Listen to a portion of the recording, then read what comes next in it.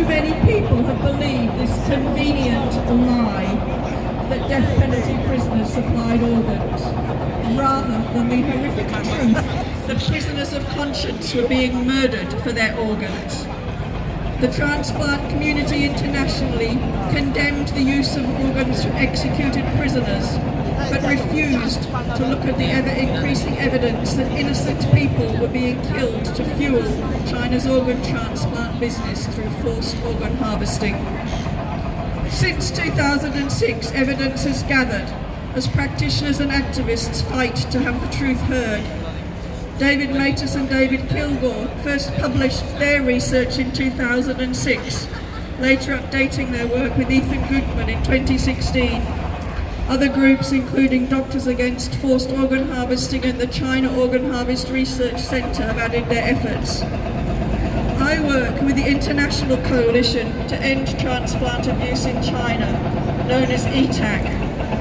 ETAC was frustrated with the constant do not or will not investigate.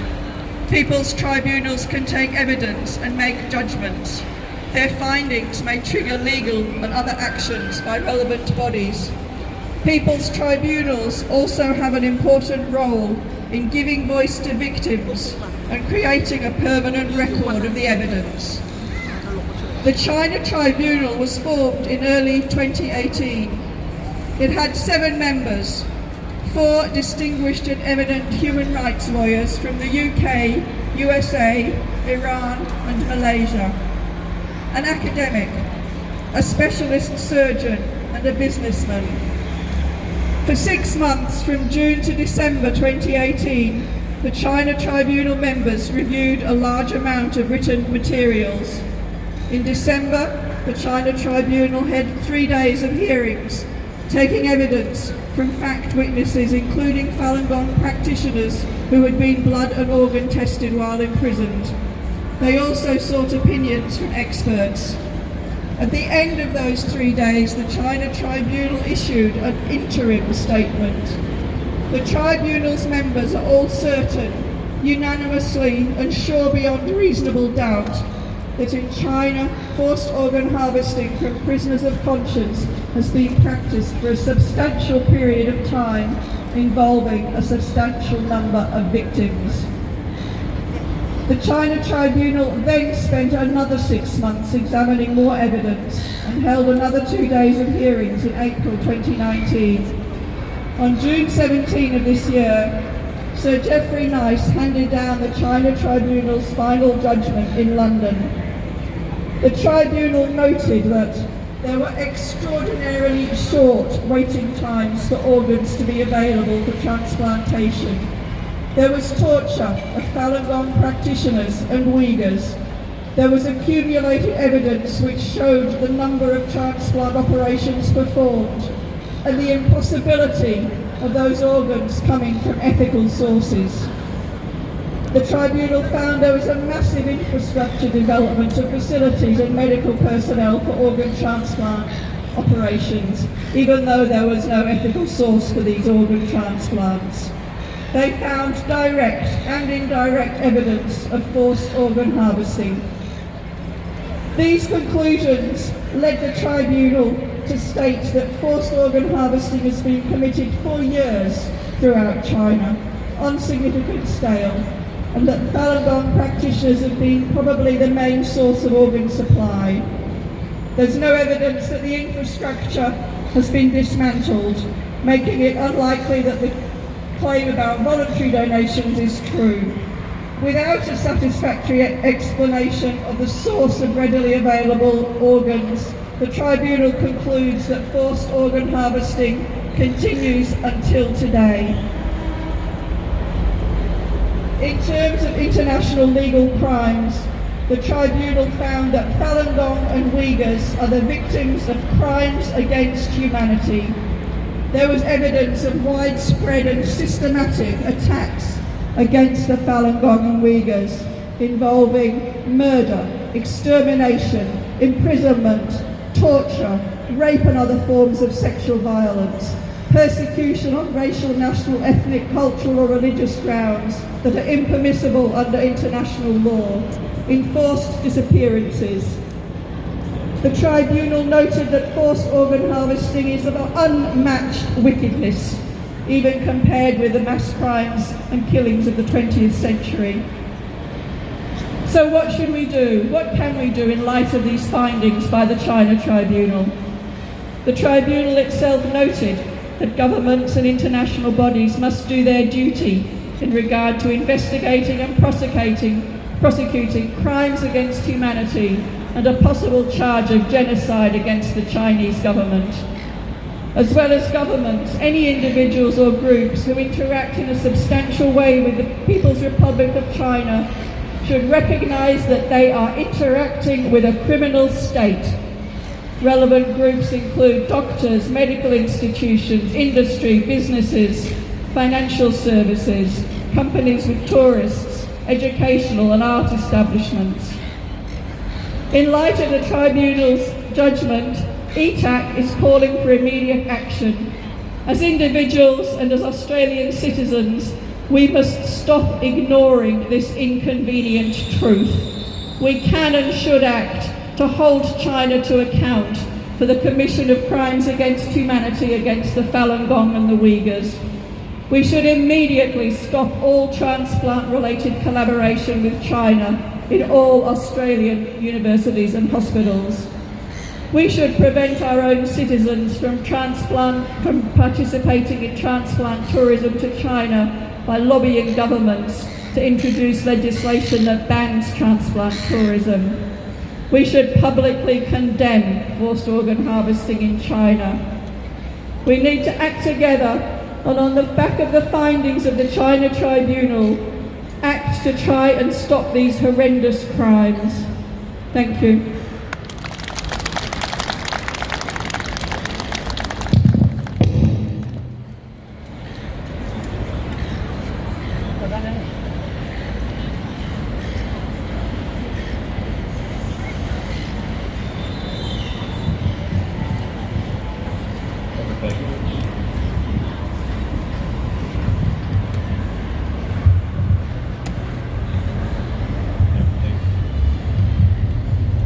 Thank you. Look, thank you very much to Professor Wendy Rogers for detailing the atrocities that are, once you understand that, they move everyone. And I hope that the people who are passing by who have been able to hear the speakers today are beginning to understand the seriousness of the persecution of Falun Gong practitioners in China and the organ harvesting, which is impacting, as other speakers have said, house Christians, Uyghurs, even Tibetans.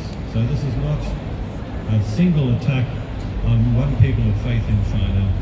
It's an attack on all people of faith, because the Communist Party has a history of trying to destroy people's faith, their spiritual life and their spiritual beliefs. And this is a reality for Chinese people, and it was very clear in the Cultural Revolution, 1966 to 76. Now look, our next speaker, who I'd like to invite, is the Reverend Bill Cruz, AM. Now Bill will be, I think he'll be known to a lot of people, and if anyone's passing by, please stop and have a listen. Bill is the founder and CEO of the Exodus Foundation. He's a minister in the Ashfield parish, and he's been recognised by the National Trust as one in 100 of natural living treasures in Australia. So welcome, Bill.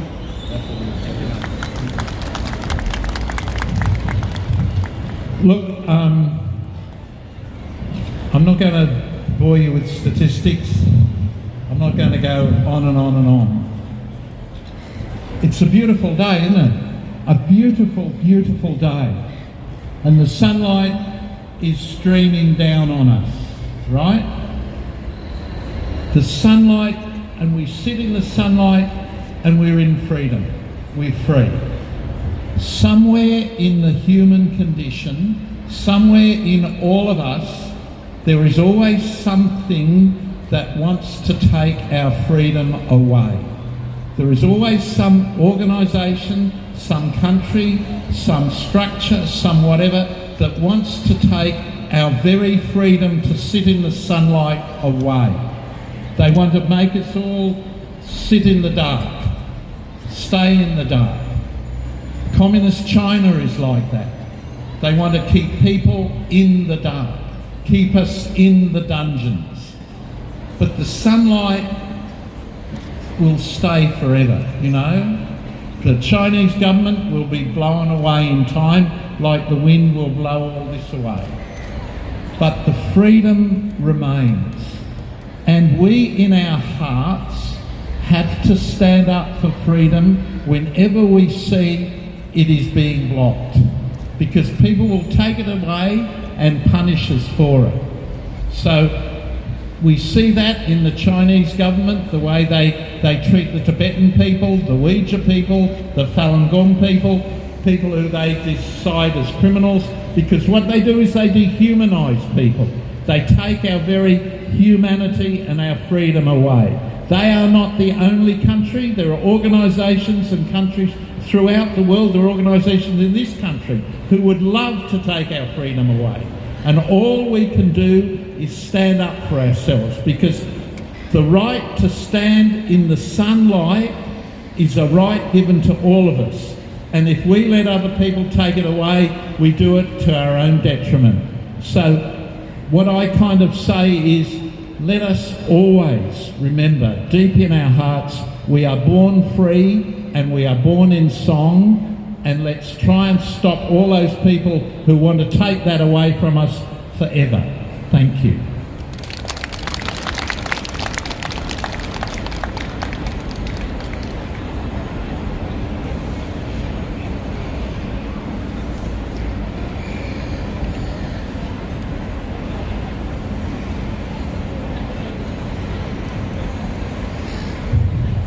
Thank you to the Reverend Bill Cruz.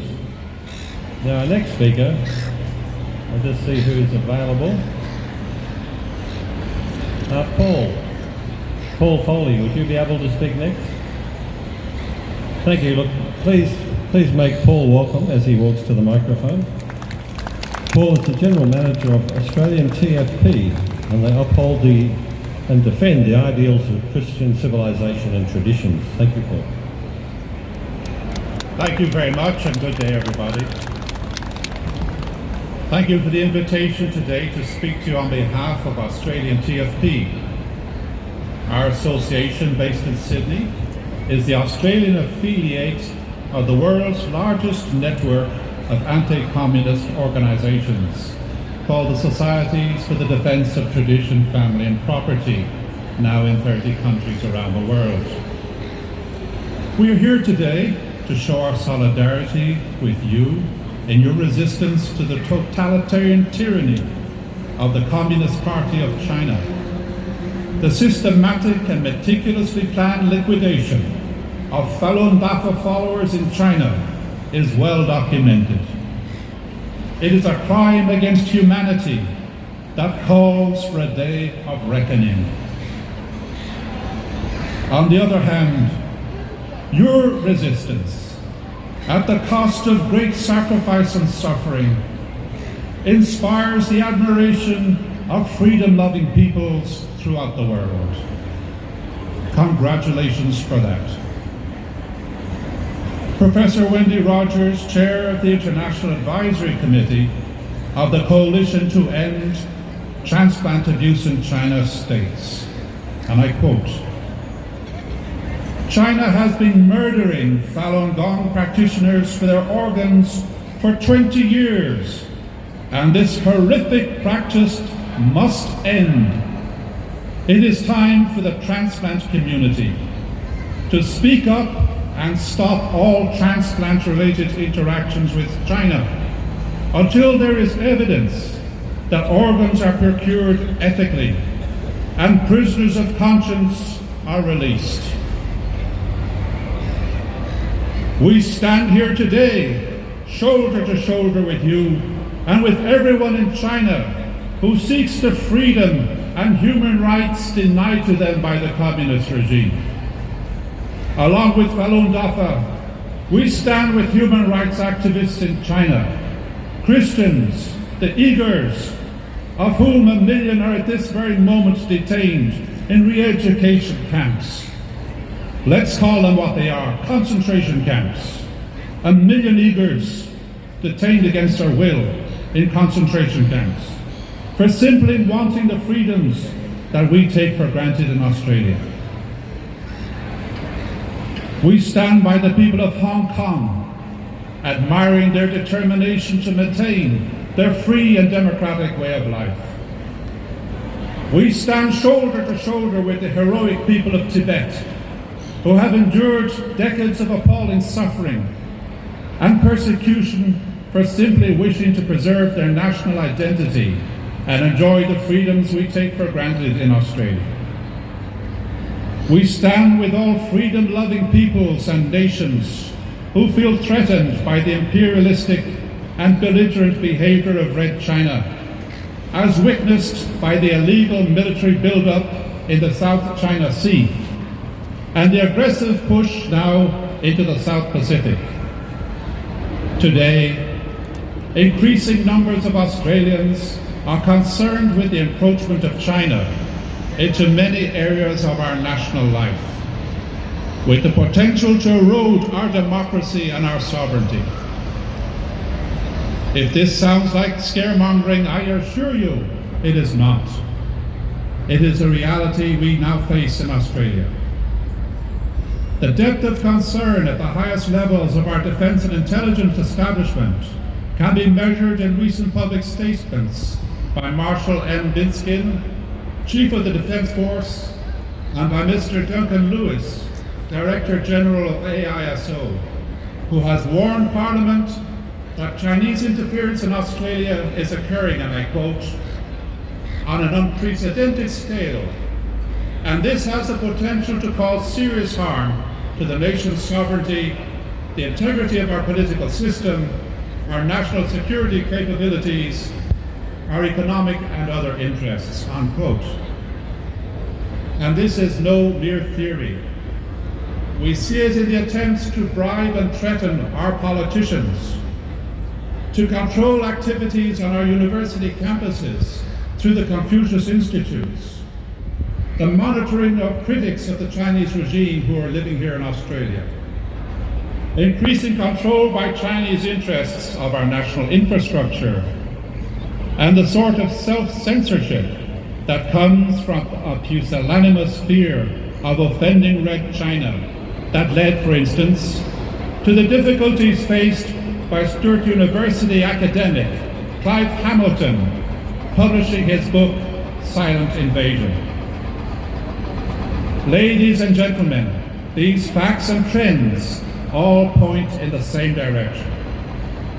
They show the very serious challenge our free and democratic nation now faces. And consequently, it is not to be wondered at why many Australians are calling for a reassessment of our relationship with China. In conclusion, we invite all in Australia, in China, and throughout the world who stand for the values of freedom and justice to hold the Chinese Communist Party to account for its blatant disregard of human rights, the rule of law, and the sovereignty of nations. The message I have for the Communist Party today is there will be no compromising of our democratic way of life and no selling out of our national interests and our sovereignty. History shows that no tyranny lasts indefinitely. A tyranny based on the anti-natural philosophy of Marxist-Leninism, even less so. One day we will see that the Chinese Communist Party is nothing more than a giant with clay feet. A giant with clay feet. May that day come soon. I close thanking you for the opportunity to speak here today. And I encourage you, Falun Gong practitioners, to continue your struggle for what every human being has a right to, namely, the right to live your lives and to follow your legitimate aspirations free of socialist totalitarian control. Thank you very much.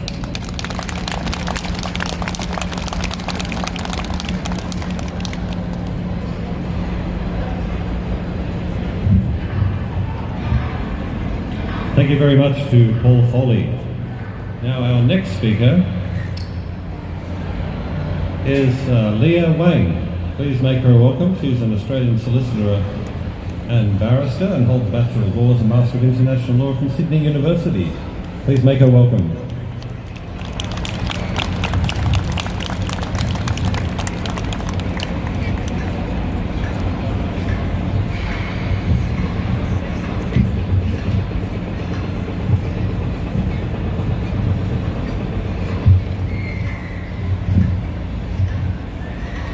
Thank you. Good afternoon, ladies and gentlemen. Today, we, the people, consolidated as one human being, stand together to condemn the Chinese Communist Party regime's brutal persecution of Falun Gong practitioners that spans for 20 years since July 1999 till today in China. CCP regime is a vicious, and state and policy state, violence, brutality, and murderers are PPC's DNA. Last month, on 17th July, the Independent China Tribunal in the United Kingdom found forced organ harvest has been committed for years throughout in China on a significant scale, and that Falun Gong practitioners are major organ suppliers. That means it's also other people as well. Only this moment, the evidence not emerged. The CCP regime murdered people, murdered Chinese people for monetary gain, for sale of their organ. The tribunal further concluded the CCP regime committed crime against humanity, against Falun Gong practitioners and Uyghurs. On the evidence of the tribunal found the CCP guilty of murdering, imprisonment, as other speakers mentioned, in Xinjiang region, and also including these lawyers since July 2015 in China.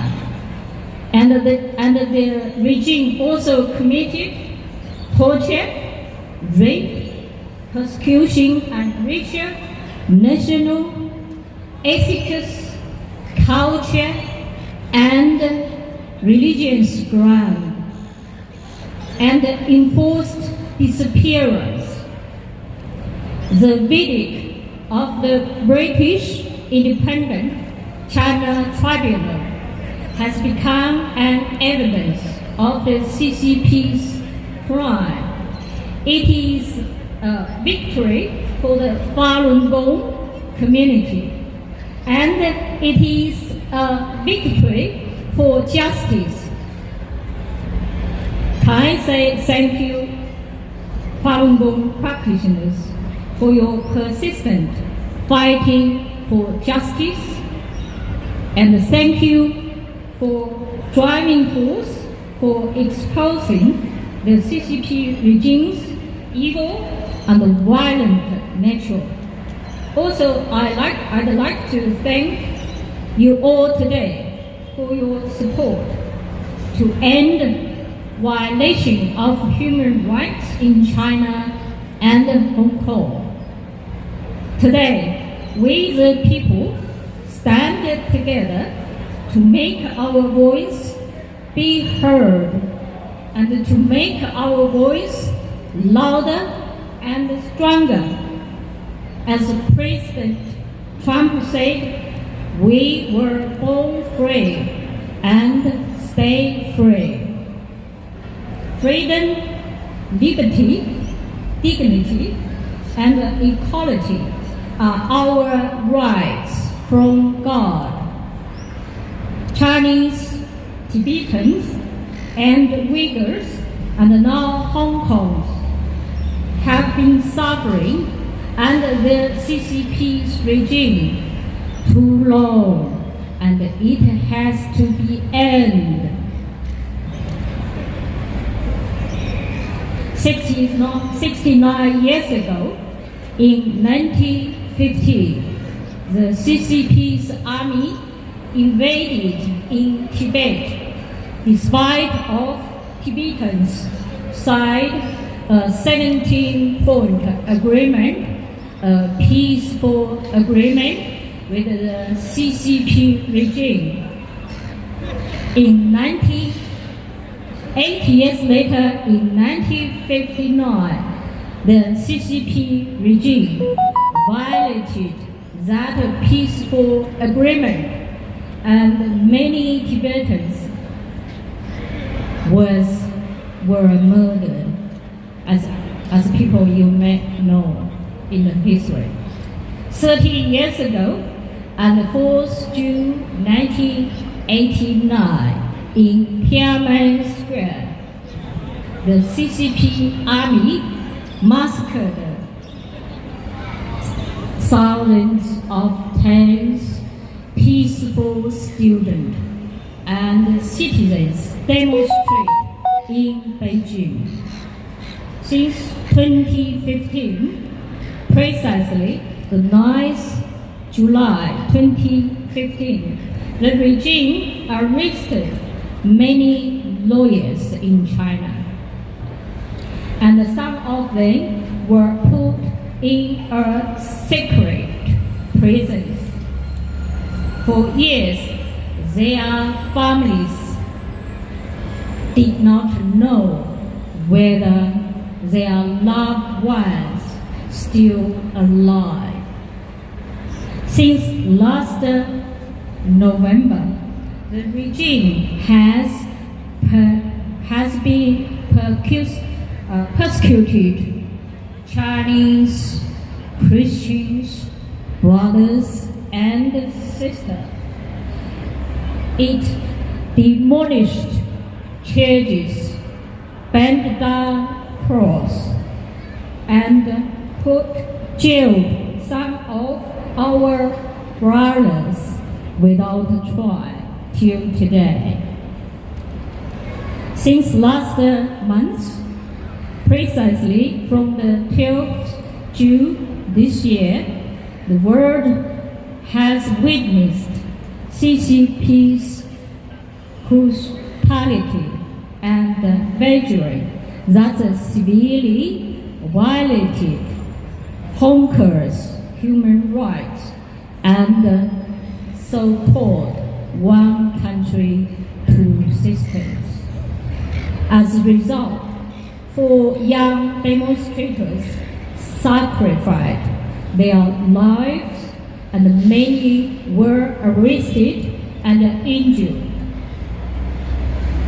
for fighting for freedom, liberty, democratic government, and human rights. More and more evidence emerged that the regime is the black hands behind the chaos and violence recently in Hong Kong, as the regime did to Tibetans in 1959. As President Tsai Ing-wen of the Republic of China, Taiwan, pointed that totalitarianism and democracy cannot coexist We must stand for what is right. We must stand up to defend and uphold our values, including freedom, democracy, and way of life.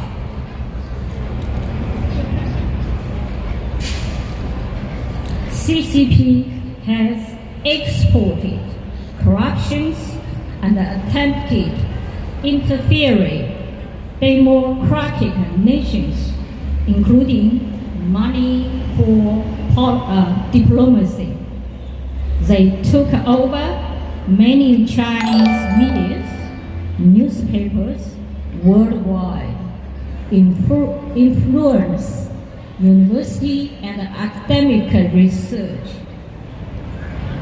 and hide former politicians for promoting its interest, that is, to control and take over the West, and to destroy our values and corrupt our economic dealings, academic research, and political system, and ultimately to control us as it does and did to its own citizens in China, Tibet, and now in Hong Kong. Therefore, it is in our best interest to adhere to the rule of law and international law to maintain stability, prosperity, and peace in our regime. Australia signed and ratified the Rome Statute. It is our duty and responsibilities to act what is proper and fit to protect human rights for those individuals who are powerless to totalitarian regime. Therefore, I call 1. That Australian government is to enact legislations similar to the global Magnitsky sanctions to punish and deter individuals and businesses that violate human rights. 2. That the government is to enact legislations that prohibit Australian citizens to go to China for organ transplantation, as other 4 countries have done so: Italy, Israel, Spain, and Taiwan. And now the UK is also in consideration. 3. That the Immigration Department checks social medias of immigrant applicants as part of their characteristic requirements. 4. Last, it's not the least, I hope Falun Gong practitioners, Tibetans, Uyghurs, Hongkers, Taiwanese, and Chinese like me, united to make a change, a world that is for all to live, to enjoy, to share, and to prosper. Thank you.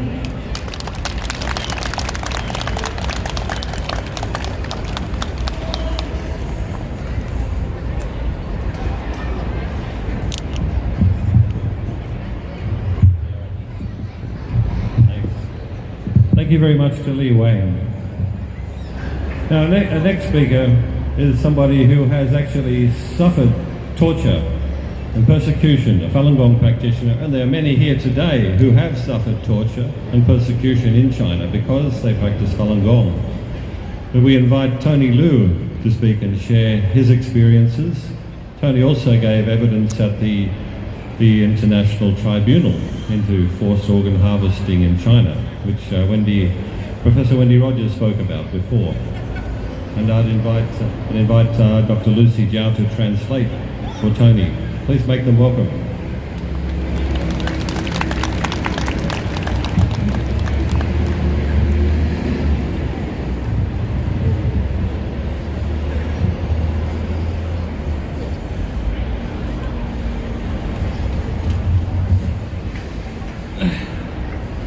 大家好，我叫Tony刘金涛。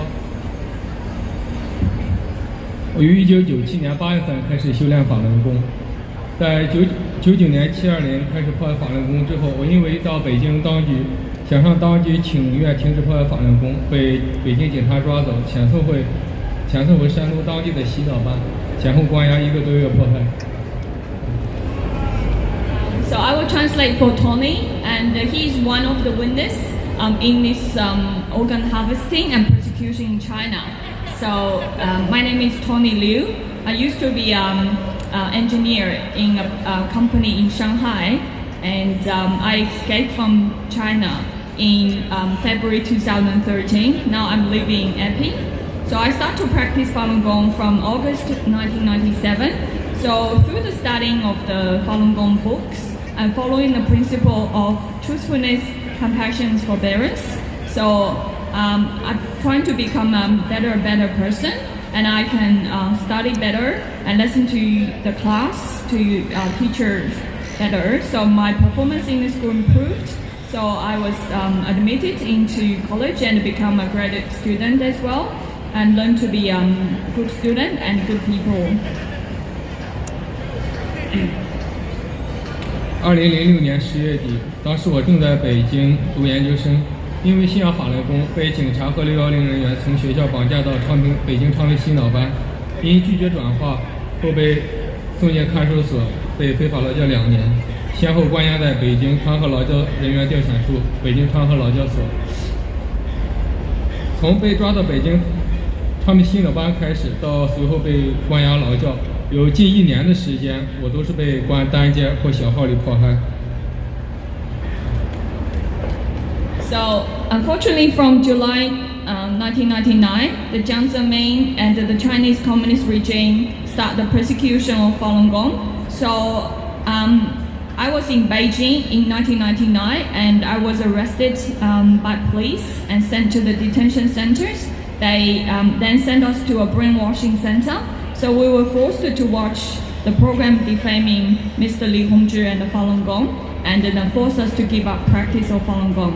So in 2006, I was studying in Petrol University in China, in Beijing, for postgraduate study, because I continue practicing Falun Gong. So the police and Sixth Office kidnapped me from school and sent me to the brainwashing centers, and then sent me to the Changping Detention Center, and then sent me to 2 years forced labor camp in Beijing, Tuanhe forced labor camps.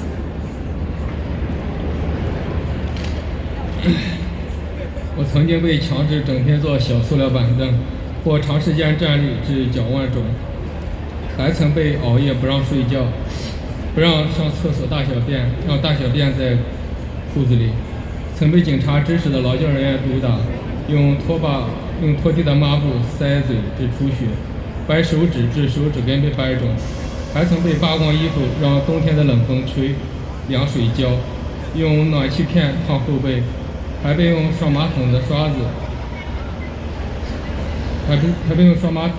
子的柄插肛门。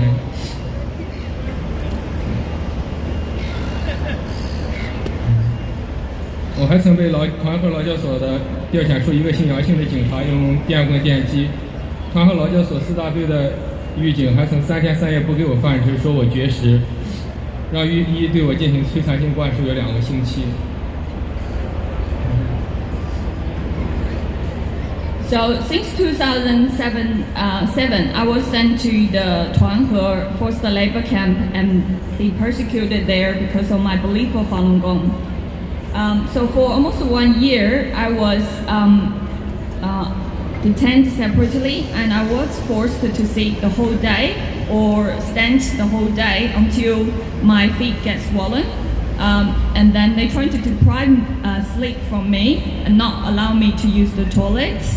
And also the police also asked other detainees to beat me up, hurt my fingers, or force me to take off my clothes to stand in the cold wind in winter, or use the cold water to pour onto my body, or use the facility of the heating to burn my back. They're also trying to use brush and other ways to torture me in my private place.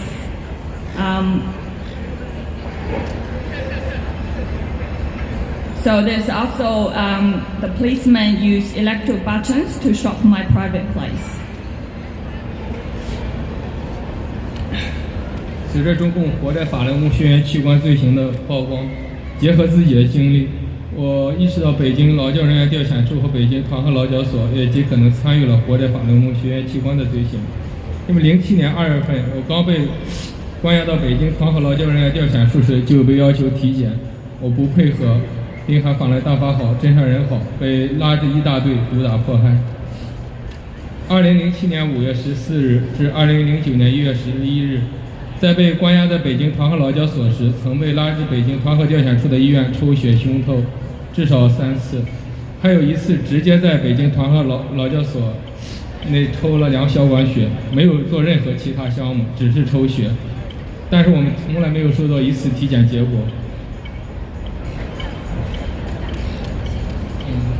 So during the detention, so Tony was not only being tortured and beaten up, and he also almost become victims in the organ harvesting.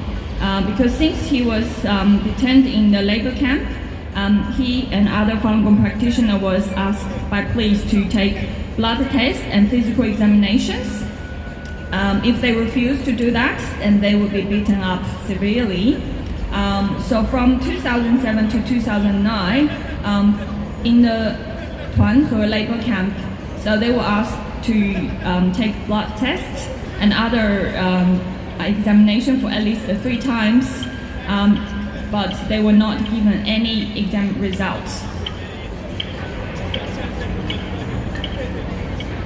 在被绑架到北京团和劳教人员调遣处一个吸毒犯大队迫害时，我被关在单间里，都是吸毒犯。有一次我被一个吸毒犯毒打后背时，另外一个吸毒犯从外面进来说别把他的器官打坏了。我当时觉得很奇怪，他们关心的不是我这个人被打，而是关心的器官别被打坏了。而且我被关的是单间24个小时摄像头监控的，其他人要是没有预警的同意是不能随便进出的，进来的人只能是传达预警的意思。我想以上这些都可能与中共迫害法轮功学员、活摘法轮功学员器官罪行有关。目前国内还有许多法轮功学员被非法关押，他们的生命安全得不到保障，甚至时刻面临着被活着人体器官的危险。希望澳大利亚民众和政府能与全世界善良的人们一起，帮助早日制止这场对法轮功长达20年的迫害。我也相信，随着越来越多善良人民的觉醒，许多政府的开始有作为。我想，正义的力量一定能帮助制止这场迫害。谢谢大家。So during the detention, although Tony was severely beaten and tortured, but they were asked by police to take blood tests and physical examination. So this is not for their health purpose, but trying to collect information for the data organ bank. And another incident that happened showing this is, so when the drug addict beat him up with the instruction from the police, so then there's another drug addict came out, carry the instruction from the police that don't hurt his organs. So at that time, I feel very strange. They don't care whether I'm beaten up or I'm being even hurt or killed, but they worry that my organ shouldn't be hurt. So all these personal experiences I have gone through in China, showing that the Chinese Communist Party has been torture Falun Gong practitioner, but also killing Falun Gong practitioner for their organs. So at this moment, there's still many Falun Gong practitioners being detained in prisons and the labor camps. So their safety and their life are still in danger. So I hope Australian governments and Australian kind-hearted people can help urge China to stop this 20 years brutal persecution. Thank you.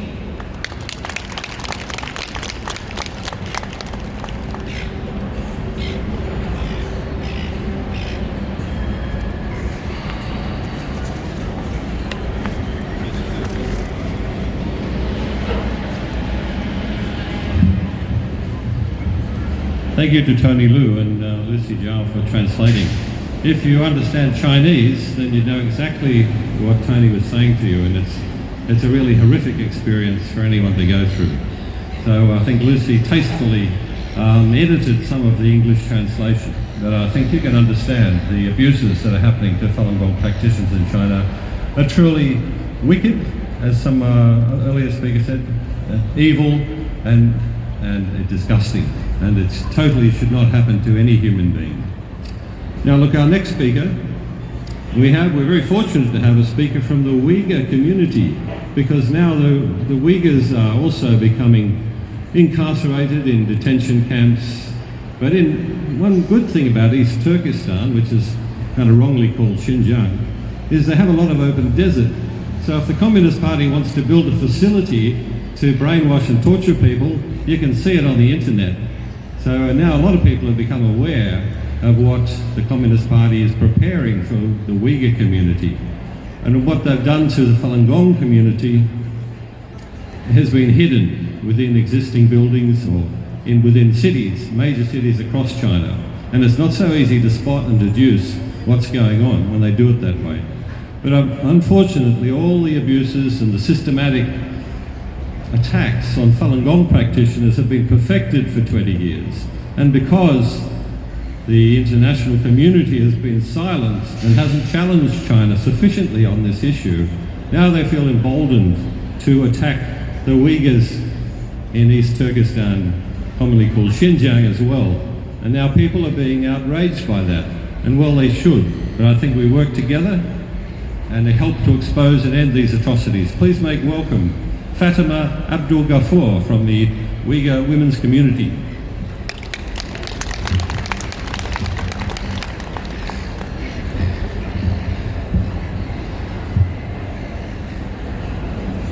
Assalamu alaikum. Peace be on you. This is my language. We speak peace, like every one of you.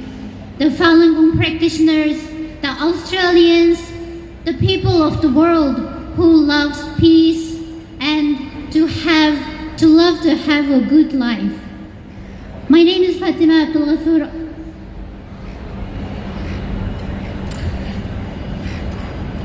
And I'm from the Uyghur community. I'm here today for the Falun Gong practitioners, my brothers and sisters. We are together. Yes, as everybody spoke, the evil Chinese Communist Party perfected the skills of torture. They tortured you for 20 years, and now their perfections coming for us.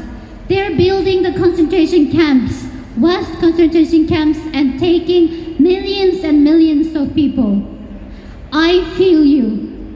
I have empathy towards you. I have a friend, Thomas. His father was killed when he was only 48 years old. Do you want to know my family story? I've been here in Australia for almost 2 years, and I haven't heard back from my family for 3.5 years. This is my family. My younger sister, my father, my mother, and my younger brother. They all are missing in China. I don't know where they are. I don't know what's happening to them. Probably my younger brother, who's 35 years old, maybe his organs are taken now. I don't know. Maybe my youngest sister, who did her master's degree in comparative language, highly educated, sweet girl. I don't know where she is. Maybe her organs are taken. Maybe somewhere around the world, an innocent or ignorant person is taking her organ.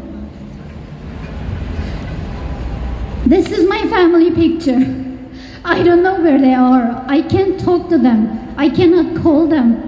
I have been speaking to many people, but nobody can help me. Just like the Falun Gong practitioners for 20 years, I'm sure nobody actually stood up for you except for yourself. I'm very grateful for all the speakers. They spoke for you. They spoke about you. But really, no, not even one government did actually something real for you. Thomas' father died. Thomas was almost killed. What about my father, who's 66 years old, the father of 4? Now he didn't need re-education. He worked 40 years to raise me, a highly educated girl who's living in Australia peacefully. I feel you. The Falun Gong brothers and sisters, I met you when I was in Jilin, Chongchun, when I was doing undergrad. That is the city. Your master, he spoke to the people. He was peacefully spreading peace, love, and harmony in China. I know many Chinese citizens, they have lost their conscience. They have lost, what do you call, 良心? They did. And because of the Falun Gong, many people have been awakened. I had neighbors when I was living in Beijing. They spoke to me about Falun Gong. In the beginning, I thought, who are these people? Why are they talking to me? But later, I saw a lot of torture, a lot of real people. I heard your real story. Then I got moved. When I was invited to speak today, I was very grateful. And I'm grateful for every speaker and for everybody who's here to speak not only about the Falun Gong practitioners, but also about the Uyghurs. We are together in this. I don't know if my brother is alive, if his 4-year-old son is ever gonna see him, or I don't know if this son, this boy, is also taken to the orphanage concentration camp. I have no idea. And I don't also know many of my cousins, the young boys, who are secretly taken to the inner China without their parents' knowledge. I don't know if their organs are taken now. Listen, world, don't go to China. Don't take the organ harvesting operations. Just don't. Stop it. Stand up, Australia, America, whatever the country you are. Stand up for Falun Gong practitioners. Stand up for all these people. Stand up for us. Stand up for the Tibetans, the Uyghurs, the Hong Kong people, the Taiwan people, all the people who love peace and harmony, who just want to live a normal human being's life. I've written a small poem here for the, I don't know if it's here, but I said, if you take my organs, I'll haunt you from inside. I'll burn you like hell from inside. You will never have peace. Either it's CCP or anybody else who's helping in this heinous crime. We will never be peaceful. They can take our hearts, they can take our kidney, they can take our livers, but they can never take our souls. We are all together in this. Thank you so much.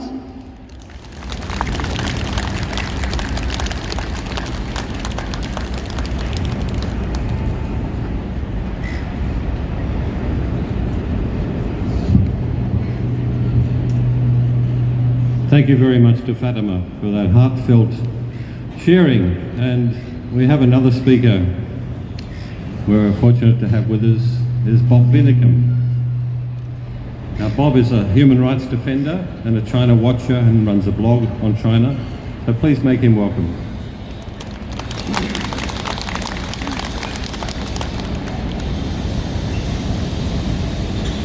Thank you all very much for coming. I find it very difficult to follow such a great speaker as our previous speaker, but I will try. The findings of the International Tribunal on Organ Harvesting in Communist China, that the killing of political prisoners, mostly Falun Gong practitioners, for their organs is being carried out on a massive industrial scale, has now been accepted by the ABC, the BBC, Newsweek magazine, Forbes magazine, the Sydney Criminal Lawyers website, The Guardian and the Sydney Morning Herald, to mention just a few respected news outlets. No longer can Australian politicians claim they do not have enough evidence to believe it. Together with a report on ABC TV's Four Corners last week on Monday, July 15, exposing the cultural genocide, the modern day Holocaust being carried out against the Uyghur people of East Turkestan, which the Chinese communist regime calls Xinjiang province, and also the massive street demonstrations in Hong Kong against the infamous extradition treaty to the mainland. The time has come for governments to take affirmative action. The Chinese communist regime will never stop these and other atrocities until they realise there are consequences for their actions, and it would be to their benefit to desist. We continually hear the bleeding refrain from the China apologists in Australia that the Australian economy depends on its biggest trading partner, China. Well, that's too bad. Australia and all other civilised nations must now